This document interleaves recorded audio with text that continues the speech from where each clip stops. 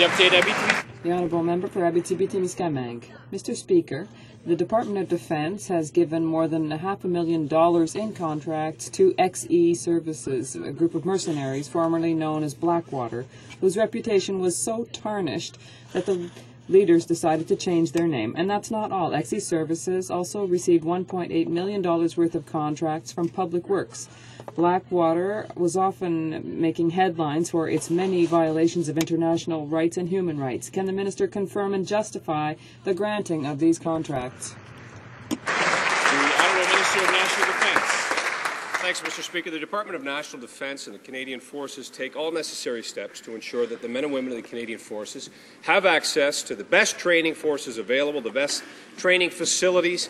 That includes typically providing our own trainers, but sometimes it does involve contracting outside trainers when it's the most cost-effective option, Mr. Speaker. The type of training provided by XE is highly specialized, it's operationally essential, and in fact it allows Canadian personnel deploying on international missions, including military police, special forces and army operational support, to have that best training possible. Hear, hear.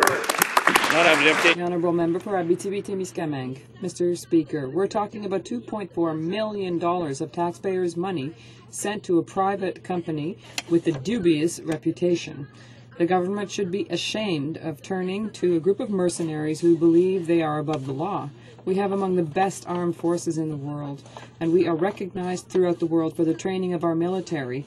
Why is the government calling on a group who acts like cowboys to train our troops, whereas we should be training our own military to promote Canadian values of respect for international law?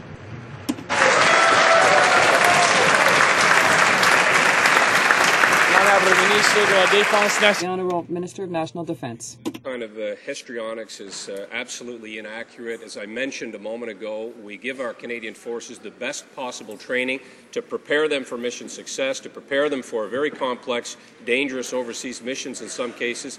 When it's our special forces, when it's our military police, Mr. Speaker, we want to make sure that they are best prepared to take on those challenges. I will never apologize for providing the necessary resources to give them that best opportunity to succeed and come home safe to their families with the pride and the support of this government and the Canadian people behind them every time. Honourable Member for Scarborough, Agincourt.